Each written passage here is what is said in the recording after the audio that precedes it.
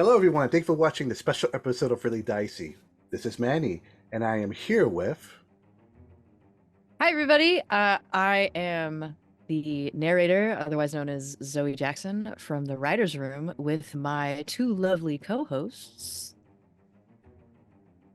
Who can't decide which is going to go No, first. we can never I'll decide. Take the lead. Go for it.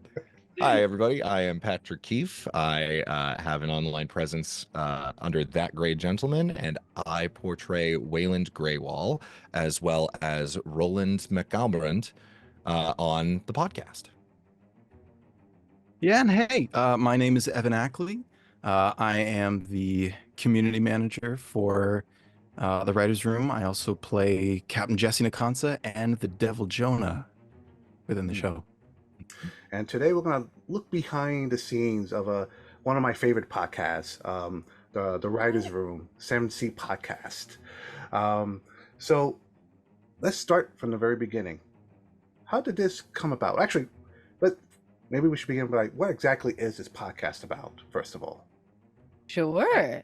Well, the writer's room is a podcast that oh boy, I have to go backwards in time a little bit.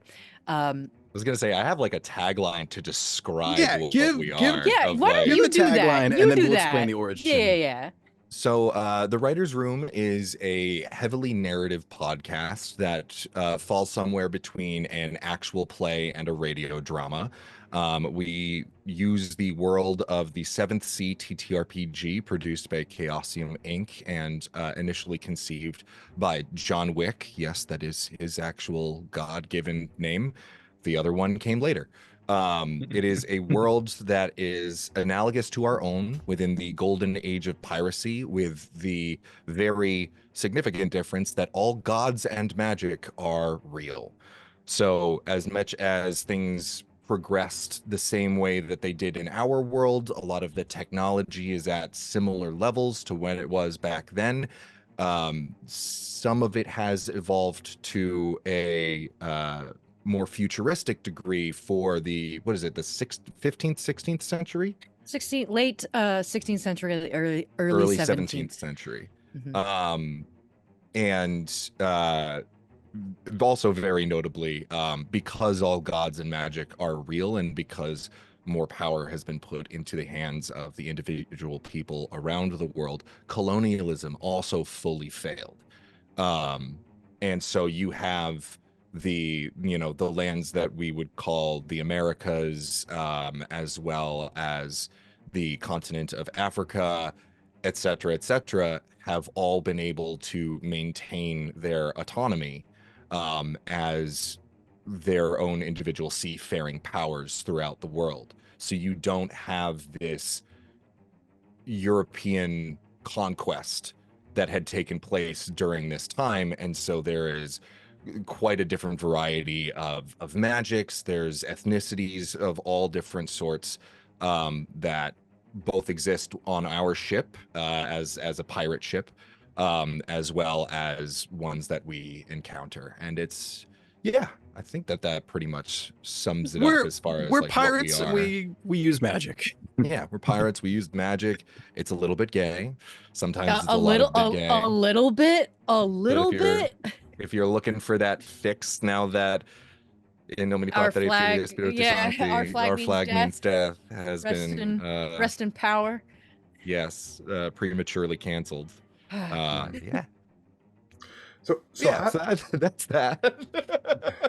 It's a good tagline. It's the elevator pitch. We can't fit that on a business card, Patrick. No, absolutely not. So how did this group come to be? How did you find each other? Evan, you're very well versed in this story. Yeah, this is kind of partially my fault. It's actually all Evan's fault. It is all Evan's fault. Okay. Yeah, this is all my fault.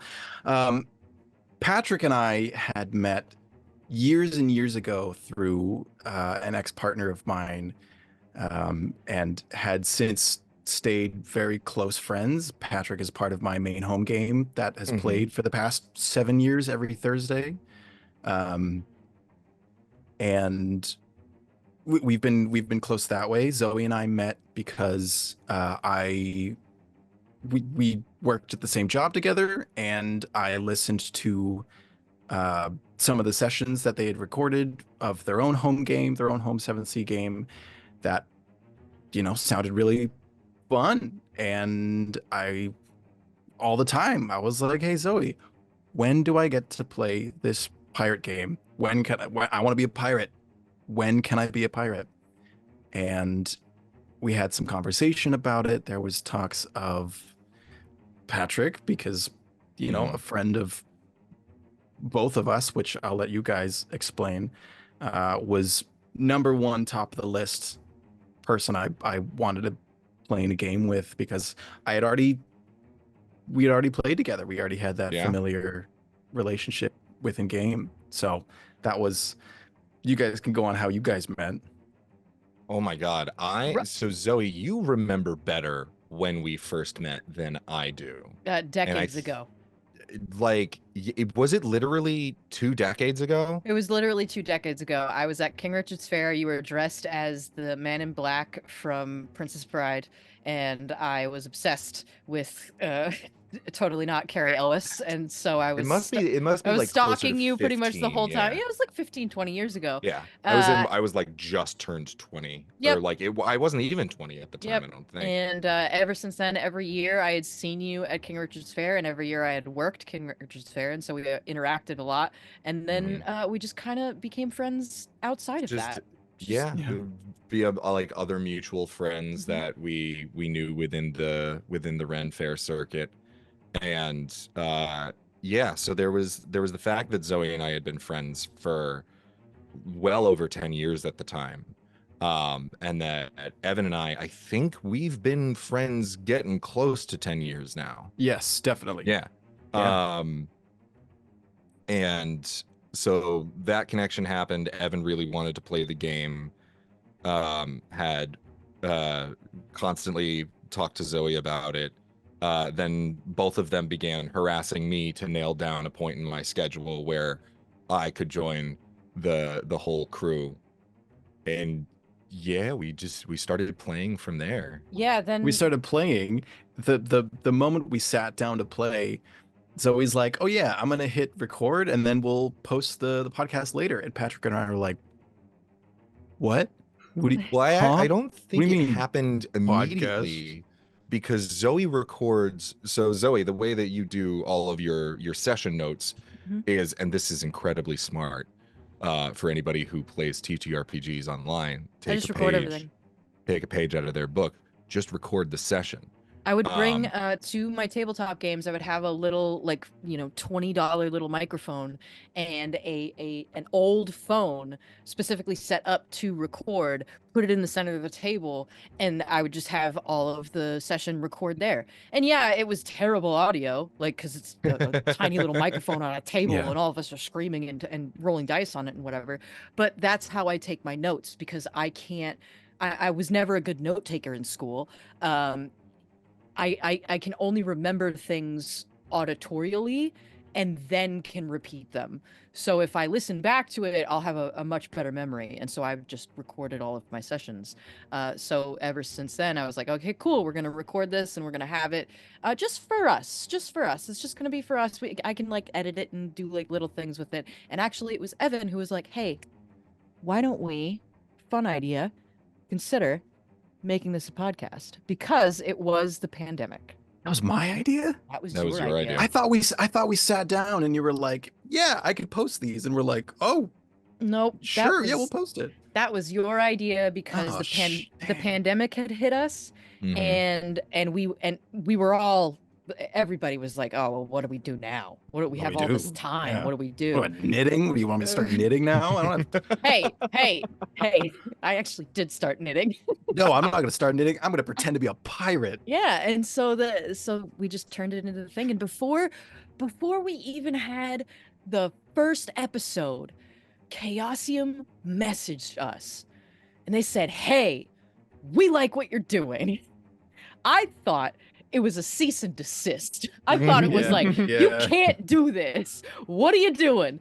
But we sat down with Brian and Mob of Chaosium, the president and the marketing president, and they were like, "We love what you're doing. We love that you're promoting 7C. We love that you're teaching the game. We want to help you. How can we do that?" And it took off from there. There was a lot of nervousness in those early days that Oh, I had a panic attack. I was like, which is hilarious. So it's because it's very funny because I think that was my fault because I think I had mentioned it to them at some point because I had previously played in a Chaosium stream of Call of Cthulhu with Brian as the DM and mentioned the podcast, and then you got the email and was like had no context for it. Yeah. I was like, how do they know? How do they know? Whoops, my bad.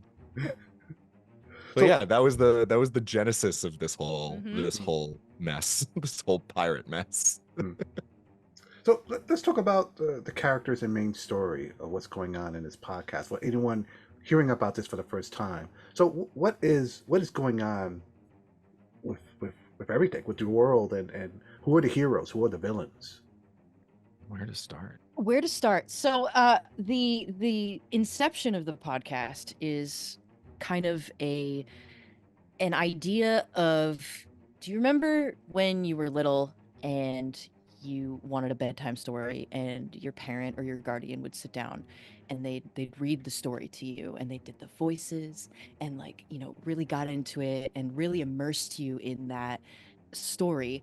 That is what I wanted to bring with my storytelling with this game. And so we follow the story at first of Captain Jesse Nakansa and Master at Arms Waylon Greywall as they traverse the world of 7th Sea and get into all sorts of trouble and have a lot of personal issues and character growth. And Such a light way of putting it's it. a light way of putting it, but like if I am trying to, you know, get across the whole, like, I'm telling a story to a younger audience, like, this is how you start. And then as it progresses, you know, we talk about more serious topics. We get into the nitty-gritty of their character development, and we end much like on, you know, many books, on a cliffhanger.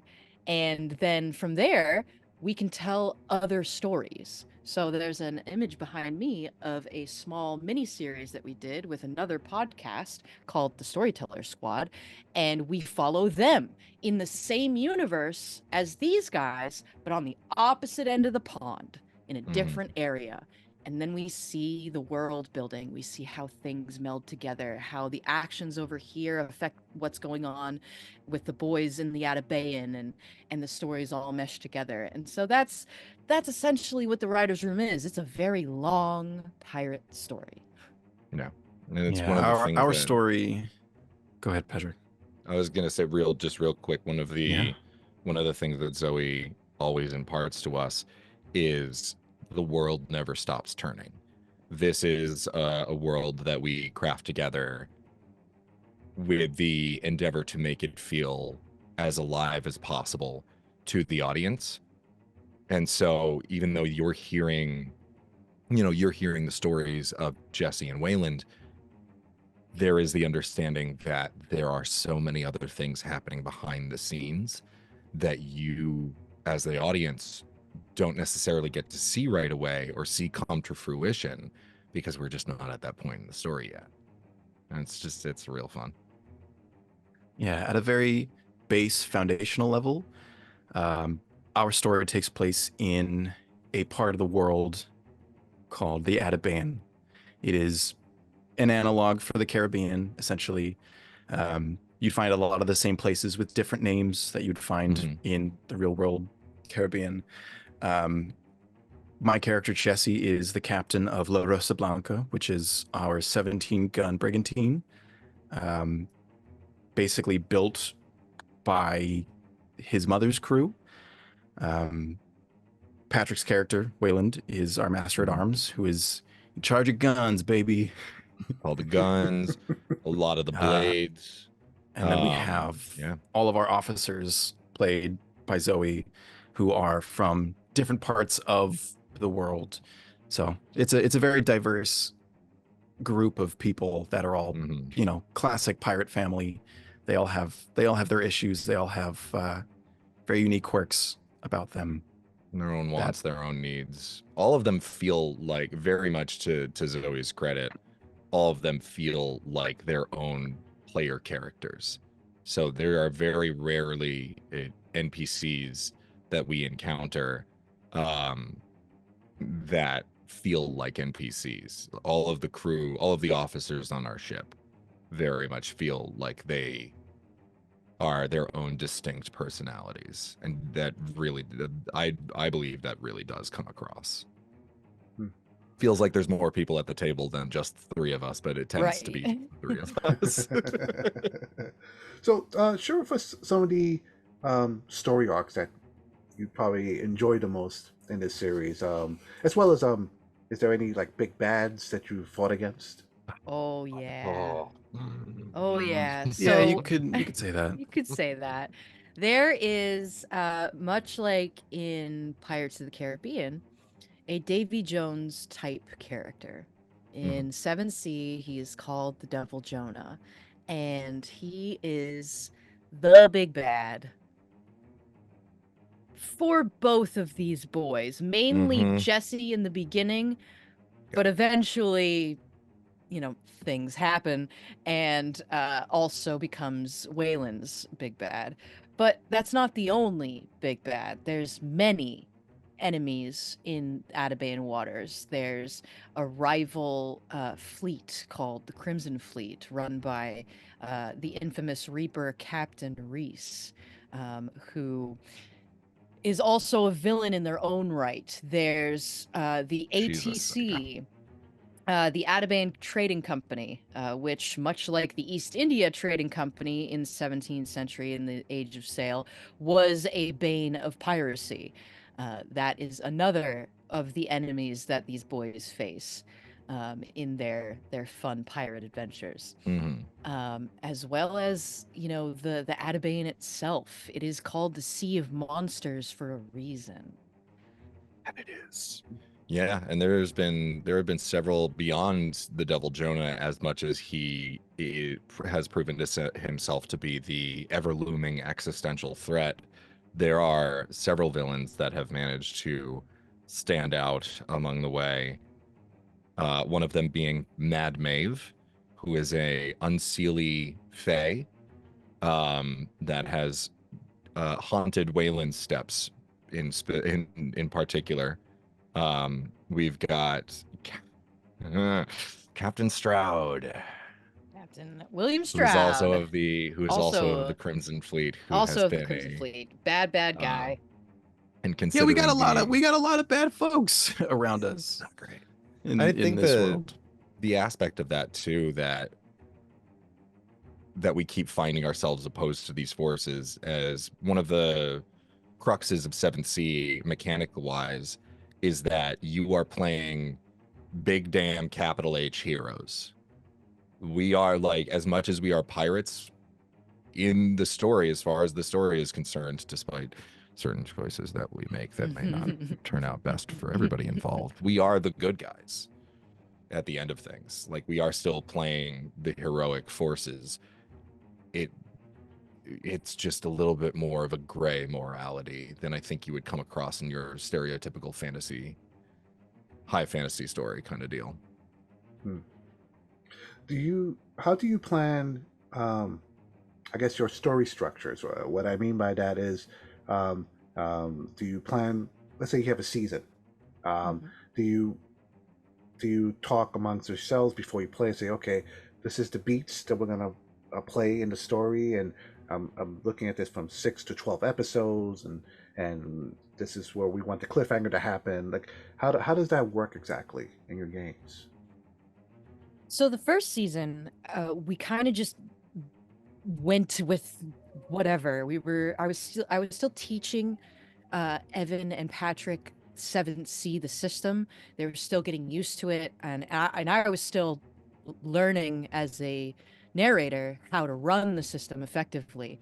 And so we were just kind of going with the flow. I had a small little arc that I wanted to do, and we did it, and it was fun.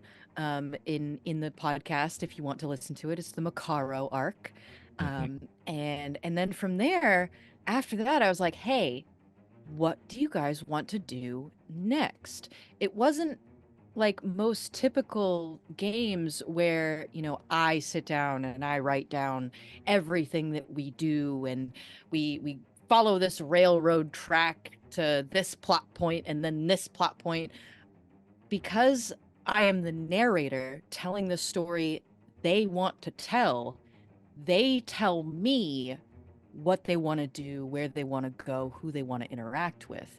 And that's another big part of the 7th Sea system, is the experience system is based off of stories. So these boys would come up with stories to gain advancements, and that story was part of the grander narrative of arcs or seasons or however you wanted to do it. And once we finished that arc, we did have an idea of where it was going to end. It's going to end on the cliffhanger, and I can't say anything because spoilers. But we all knew where it was going to end and how. We just didn't know when. And so we just played until it got to the fruition of that. And I sat down, and in most fantasy RPGs, you'll get asked, "Hey, do you want to continue this? Because if you do, there's no going back. If you have any other side quests you want to do, you should do those first."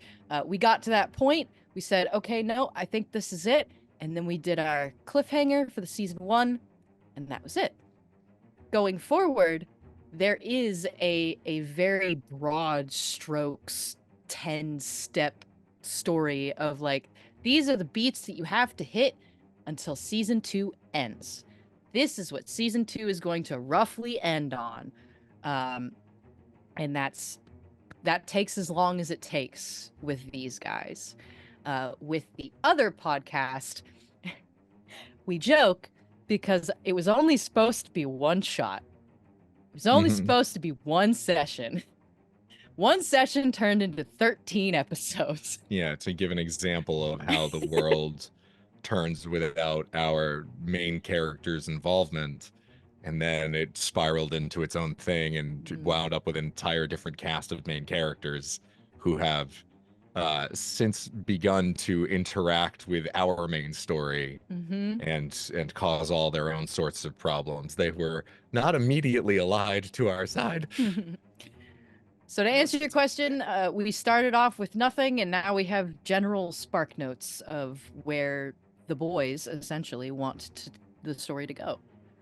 It's really interesting. The difference between 7th Sea as a system and other TTRPG systems specifically is the story step system, where Patrick and I can write out very vague steps of a character arc, a very small character arc, and they can be very general, they can be very specific, but in completing those specific story steps in game, it's not specifically us saying, okay, today, Jesse and Wayland are gonna get into a bar fight. It ends up becoming more natural based on what Patrick and I want as rewards and upgrades for the characters, and that informs the overall narrative going forward. So depending on what we're looking for, if we're looking for additional points in a skill or additional points in a trait or advantages, which are essentially your abilities within the game, those are determined by your story steps.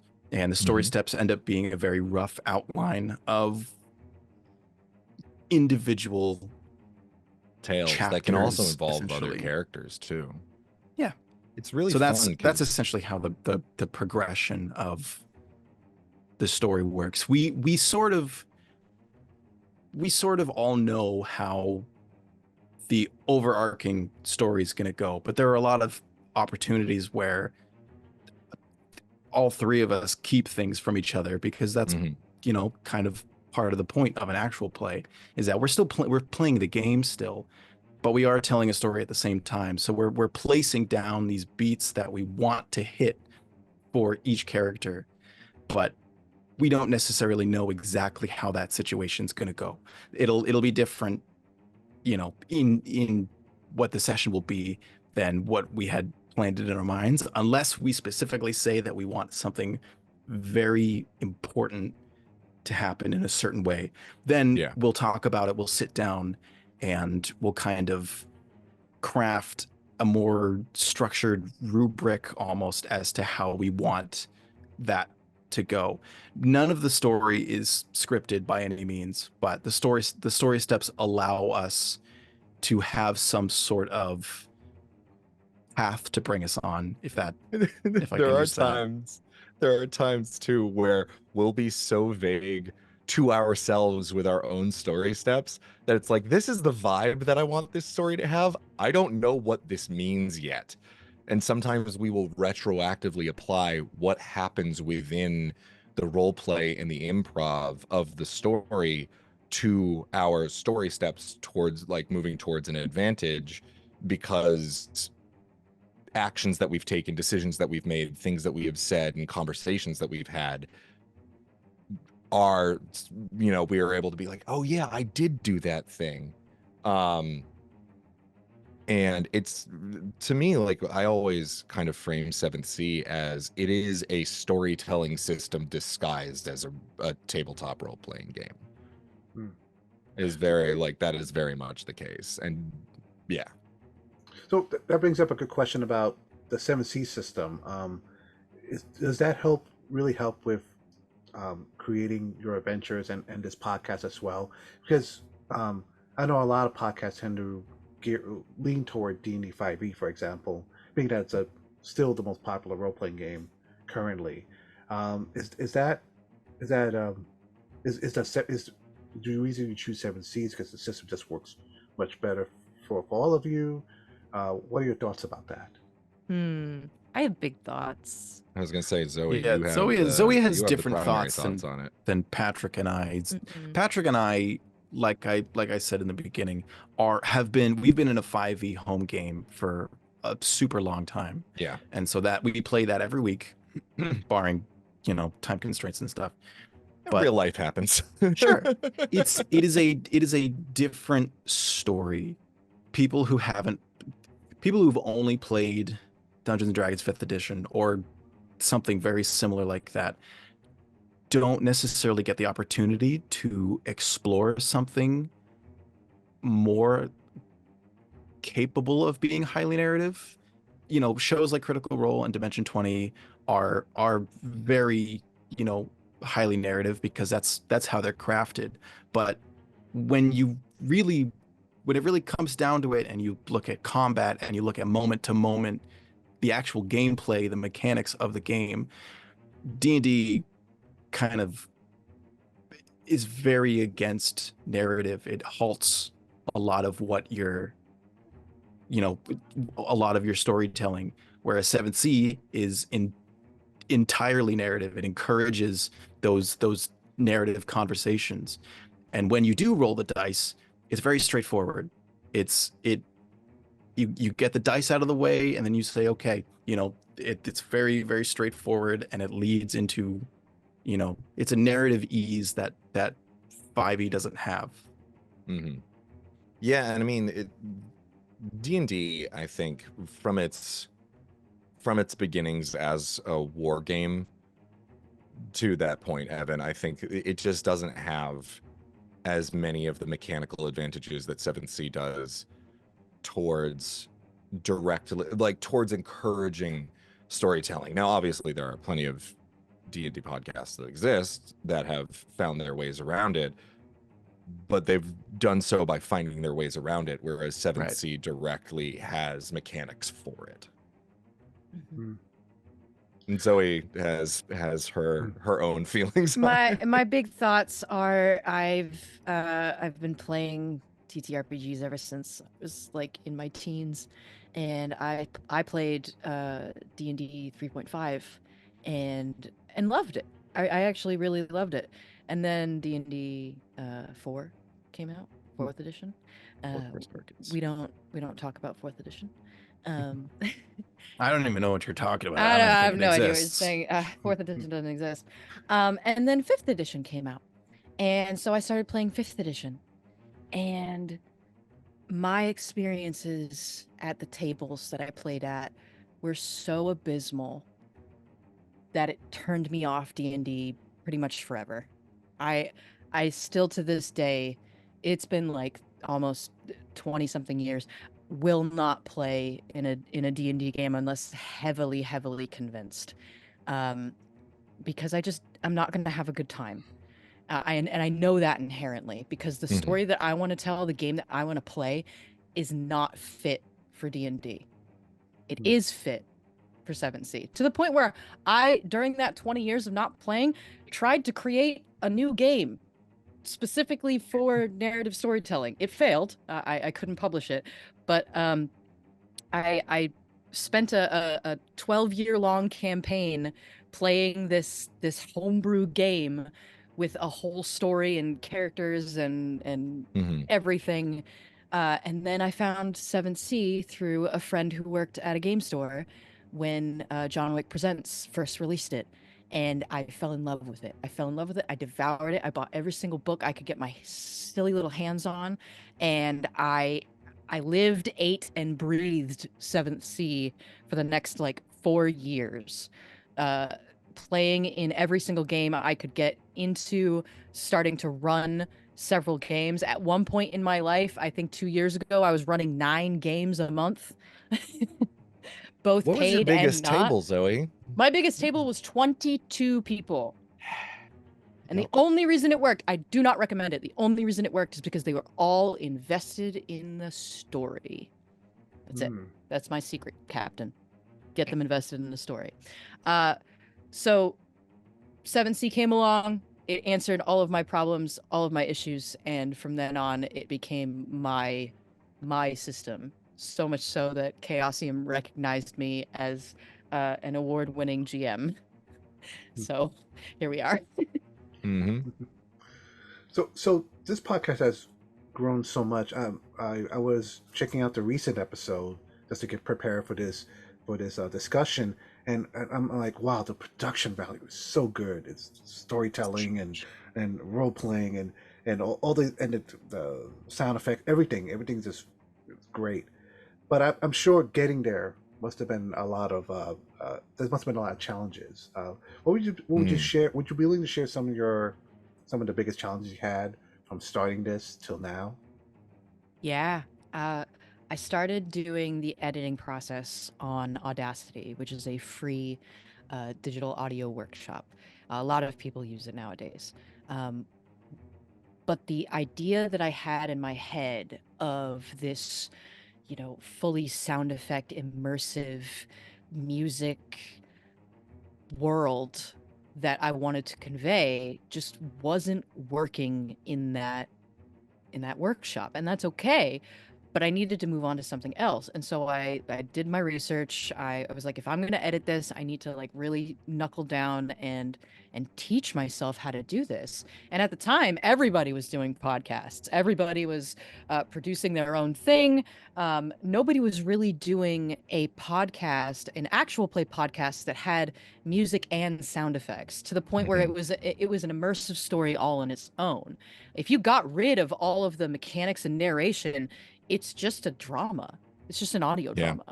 drama. And I wanted to really learn how to do that. And so I knuckled down. I bought Reaper, which is a fully customizable digital audio workshop. I highly recommend it. Um, and I sat for hours, days, weeks in YouTube on Skillshare, talking with other audio editors, learning how to do this and how to do it effectively, and self-taught myself how to edit these to a point where I was satisfied with what I was producing. That also meant that these boys had to endure me asking for retakes and different lines and sometimes some scripted things. I'd be like, hey, I know you said this in game, but it would be really cool if you said it like this. Um, Yeah. and kind of like coaching them through this. And once we got to a point where I started pumping these out at a decent clip, I started to realize, and it wasn't even me realizing it, it was other people listening going, damn, are you like a full-on studio production? Because this quality is amazing. And I still can't believe it when people tell me that, because I listened back to the first episode and I'm like, wow, our audio is A lot of it was the recording mediums too. Yeah, it was just the recording mediums. I didn't have a good mic. Patrick was dealing with some issues on their end with their microphone setup. Sometimes you can still hear the popcorn thing that happens. God, that's right. I know, I'm so sorry. I hate to bring it up. At some point, we just got to ADR all of those early episodes. Remaster them. Just remaster just do a remaster. I mean, we'll do a big recap episode of all of that and remaster it. And I just keep getting better. And I didn't realize that I was doing something amazing and cool until I pumped out an episode and I listened to it in the car, and I was like, I did that. Shit, this is good. Like, this is really good. And then I listened. These boys had me listen to Worlds Beyond Number. Shout out to Brennan Lee Mulligan and the studio over there, because they're amazing. Erica Ishii, Abria Iyengar, Lou Wilson. All of you guys are great. I love you all very much if you're listening to this. Very similar style, yeah. I listened to their audio and I'm like, hey, they're doing what we've been doing. That's so cool. It's very validating. It was incredibly validating when they started releasing their show. I was like, holy shit, this is incredible. This is so cool. And I was like, all right, cool. Well, now I'm just not going to stop. Now I'm just going to keep going and keep getting better. Yeah, I guess we never really encountered any super difficult situations. I think because of the way that the three of us are able to play together, and the way, based on our individual equipment already, we were already fairly well equipped to have a decent quality from the start. There wasn't glad really you think so. I'm glad, because I do not feel that way about my personal audio. I don't feel that way about, but sure. But I'm glad that in terms of struggles, the struggle really came from us finding our footing within the game, which is such a great problem to have. Finding our feet on the ground there is so much better of an issue than to have technical problems. At first, we started with Discord, and we were using a program that would record our audio that way, but it ended up we had some issues with it, and it kind of combined our audio together. We then moved on to another website that would do something similar to Zoom, and that just didn't work for us. And then at some point we decided to just start recording all of our locals that way. And ever since then, we haven't really had any issues. We haven't really lost, any audio per se, as I was gonna say, despite some people's points to self, some people's ADHD, we've not been remembering what folder things are in. Very, very lucky. We've been very lucky, but we've also been diligent. We make sure to keep different versions of the audio files that we have, and we're very careful about that. So thankfully we haven't had too many issues, too many problems yet. Gotta be realistic. Yet. No. Okay. Well, let me ask you a more fun question. We all get inspired by different things. When someone new to role playing, or maybe even very new to 7 Seas, hearing about it the first time, checks out your podcast, and they say, "Wow, I want to play this game." What advice, what recommendations would you give to someone that's discovering your podcast and discovering 7C for the first time? Oh man, we have a whole sub-series all about that. That's one of the things that we set out to do with the podcast, because Zoe's such a huge proponent of the system, was to be able to, because Evan and I were learning the system as we were going along, in those early episodes especially, we go in depth into what the mechanics are, how they're used within a scene. You get real-time examples of how that happens. And then Zoe has a whole series called Notes with the Narrator, and I will let them explain that. Yeah, the Notes with the Narrator segments are specifically deep dives into the different mechanics, the different books. We have one on sorcery. We have one on dueling. We really go in and hyper fixate on a certain aspect of the game because I really want people to learn the system and to play it. Because I can sit here and tell you until I'm blue in the face how great it is, but until you sit down and play it, that's when the magic happens. And the one issue with 7th Sea is that it is a vast paradigm shift from D&D. It's so drastic that some people get tripped up and will, drop it. They'll be like, "Ah, it's too much for me." If you give it a chance, if you let it be and not try to force other, games rules on it and just let it play how it's supposed to be played, you'll have a fantastic time in this system. Yeah, I think the best advice, the best specific advice I can give to people that are coming into this system is D&D kind of forces you to think moment to moment.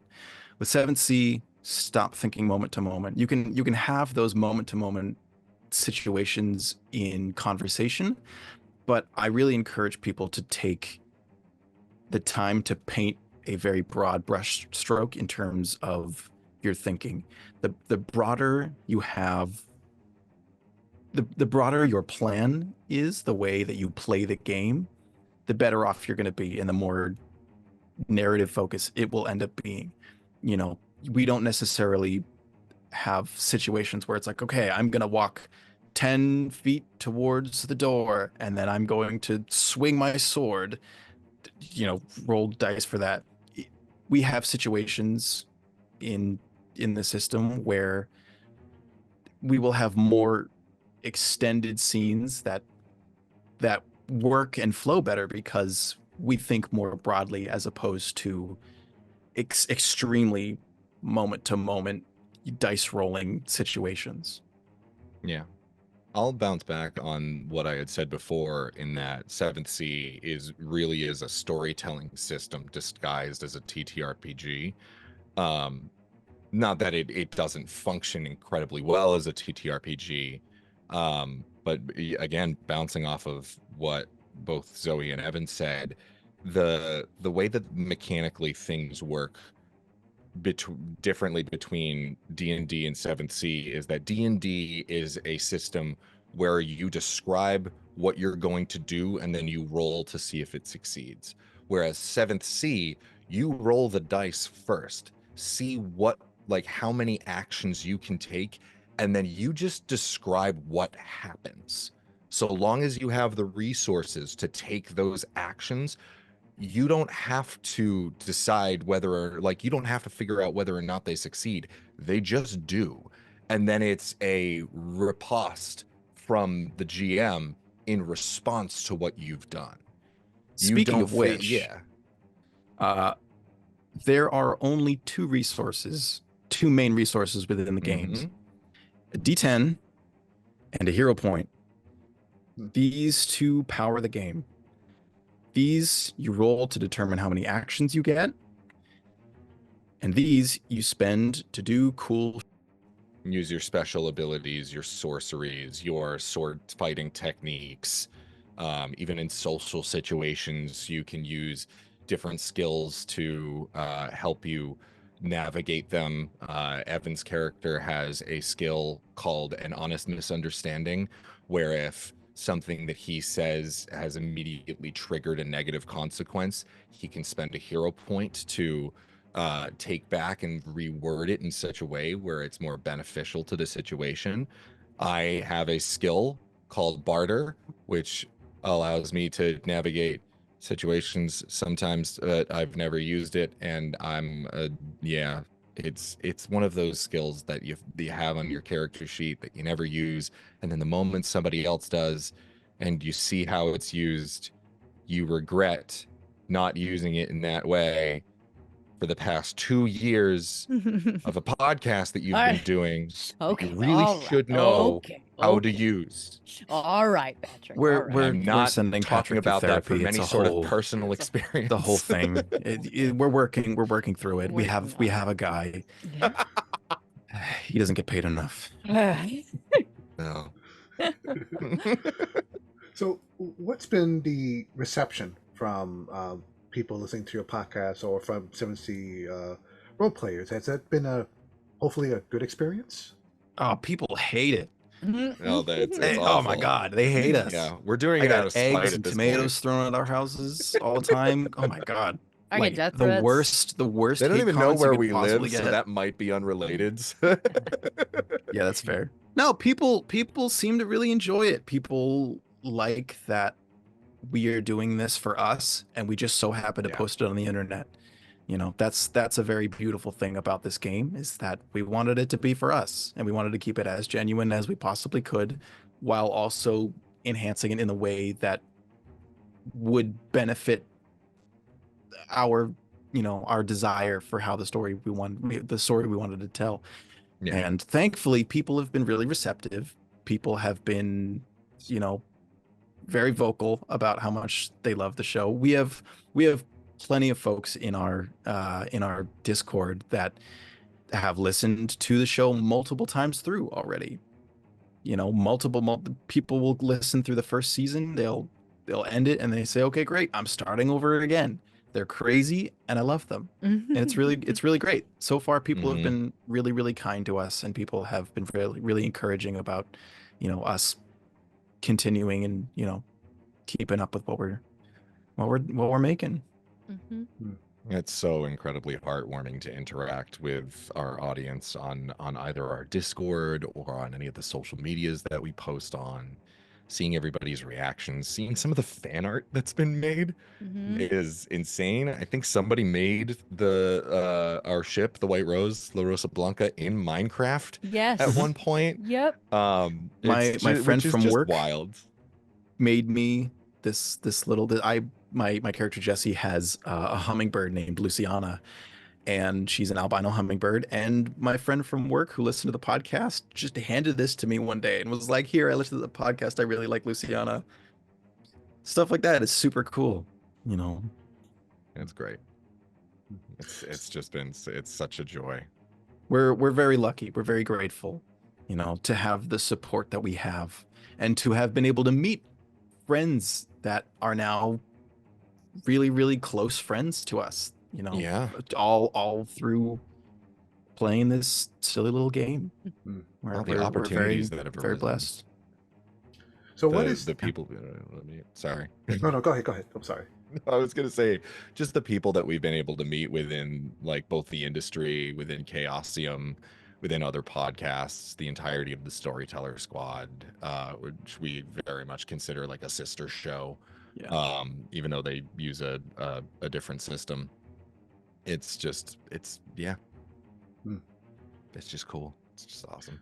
So, what is the future of your podcast? I know some podcasts have, I don't want to say they moved on, they're still doing more episodes, but I've noticed they've been publishing books based on their adventures and the NPCs they've made and things like that. Is there anything like that possibly in the horizon? Or you just, do you see the podcast going on and on? Is there like an end game? What's the future?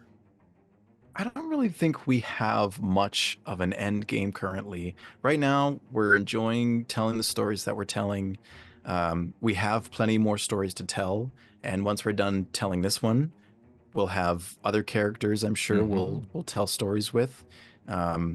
We've talked about posting some of our, our personal resources to maybe the Explorer Society at some point. It would be fun to have a crew of the White Rose situation where we have, character sheets and stats and abilities for our officers and for for Waylon and Jesse and for villains, but that's not something we've really sat down to talk about together too much. I know for a fact we have plenty of stories that we're still telling. Mm-hmm. You know, we very often will get into conversation about where we want the story to go, and it ends up feeling like, oh, this thing would be really cool for a season 3. Oh man, this idea could be really cool for a season 4. So who the fuck knows? We're just we're playing, we're having fun. Who knows where it's going to end? And we're not really, we're not thinking about where it ends. But people have that, like, oh, where do you see yourself in 5 years? Where do you see your show in 5 years? I have no We're idea. surprised we got this far. Like, Yeah, I know. I didn't think I would get this far. Yeah. So we're still figuring it out. I know I think for that's a part of the fact, magic.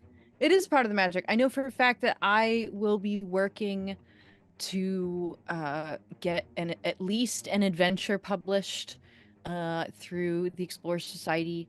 That is one of the other awesome things about Chaosium, is that they release the resources to make your own kind of content. It's open source, so I have the ability to do that, and I appreciate the heck out of it. And I don't have to worry about, going through all these loopholes in order to do it justice, or worry about copyright. It's like, nope, these are open source. You can do whatever you want with it. And I also can drop a little bit of a hint here. These boys will also be the first to hear it. That Sam, the GM who introduced me to Seventh Sea way long ago, will be writing a GM guide for Seventh Sea together. Oh, very good. And that will also be on Explorer Society and Drive Through RPG. And so we'll get that out there and help more people get into this system. My lofty goal used to be, oh, if John Wick would play a game of mine. That's happened. That happened already. I'm very good friends with John Wick. We're on a text message basis. Yeah, all three of us. We got to meet the guy who wrote the game, and now we're friends. Now we're friends. That's cool. Insane. Sometimes he messages me and asks me about stuff about his game. And the next lofty goal for me is to run the crew of Dimension 20 through 7th Sea and bring that to their table. But my ideal goal, my cream of the crop, I know I've done it and succeeded. That's like the end all be all for me, is that 7th Sea is a household name as much as D&D is. And I know that's a very lofty goal because D&D has been around for like 50 years. Shoot high. But that's where it ends for me, is when people are like, oh, do we want to play 7th Sea or do we want to play D&D? What do we think? So I will say, as far as our characters and our story as it is concerned now goes, you'd mentioned that other podcasts are writing books about their adventures. I think it would be fun to compile the story into some readable or digestible format via text at some point, without showing our hand too much. We are currently working on a couple different pieces of multimedia as different like forms of media and artistic expression of these characters outside of the podcast, and in conjunction with some other folks, and that's all we can really say about that at the moment, but things are in the works. There's cool stuff coming. Yeah, there's cool stuff coming. Okay. Including more our art from our absolutely insanely talented artist Emery Chelsberg. Some art that we've already posted online, some art that is to come sooner rather than later, and some that we have some that we've got planned down the line. So where can someone find this podcast? Hey, Patrick, you're our socials guy, so Yes. this is your show. You can find the Writers Room on all your favorite podcast networks, as well as on all social media at the Writers Room 7th C. That's the number 7 TH and the word C.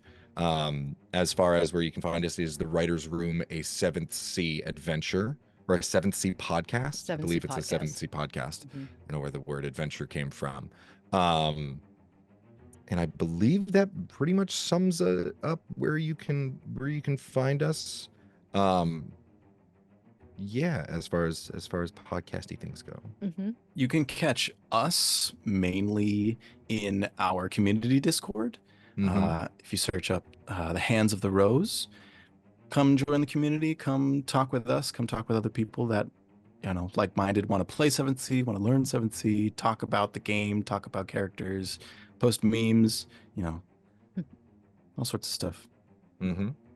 I'll, Absolutely. You can find that through the links in all of our bios. and I'll put a link in the description as well. Yeah, Heck yeah. your Discord is very active, It's which is really great. active. Very lucky. Try to keep on top of that stuff. It's a so, lot. So, thank you so much for participating in this discussion. Is there anything you want to say before we wrap up?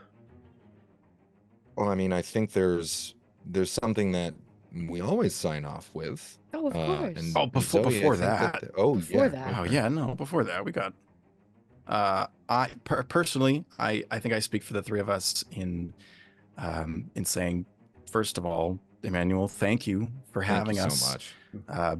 We appreciate your support, and for those listening, we really appreciate any support that we're given. It's, we're very lucky that we have people that continue to listen to the show and continue to support us, both by listening to the show and monetarily through our Ko-fi, and Mhm. through participating in our either our live listens on Discord or interacting with socials. Any support that we get it means a lot more than you think. We're small creators, independent creators.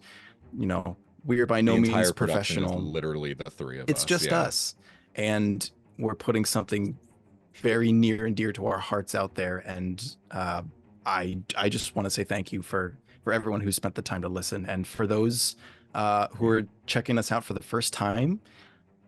Thank you for checking us out, and we really hope you enjoy what you hear.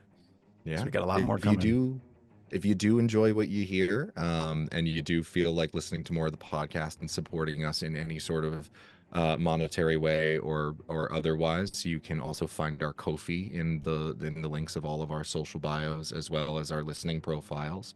And we actually have a separate show where for season 2, Evan has started running a show called The Crow's Nest, where some folks from the episodes are brought on, and we, in a very laid back fashion, talk about everything, like all the things that spurred on our decisions in the episodes, and do a full real like episode breakdown. And Evan is the captain of that as well.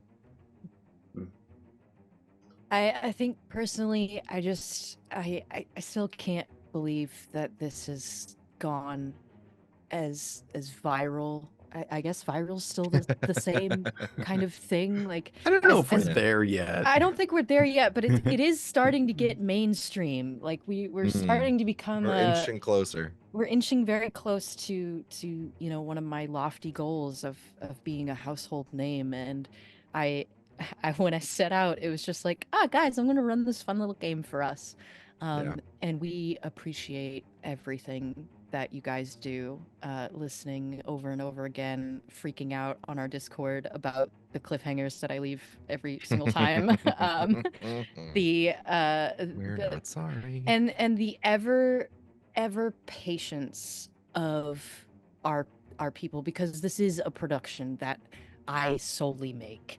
And sometimes life happens. Sometimes I get sick. Sometimes delays inevitably happen. And I appreciate everybody who is so patient and loving and caring. Our community is great, and I cannot thank you guys enough. And from me to you, I love you, and I want you to know that. Okay? And I always, think that's pretty safe to say. and I for think the rest that's of very us. safe to say. And speaking of safe to say, the sign off that we always do is no matter what you're doing, just remember, be safe and well. I can't think of anything to add to that goodbye. So, viewers, again, stay safe. We'll see you Thank next you guys time. for having us.